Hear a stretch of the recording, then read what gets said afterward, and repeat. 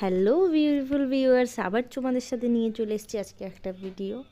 তো আজকে শীতের সবজি ফুলকপি আলু দিয়ে করব ডিমের ঝোল। তো আলুগুলো আর ফুলকপিগুলোকে আগে প্রথমে সিদ্ধ করে নিয়েছি, সিদ্ধ করে তার জলটা ফেলে দিয়েছি।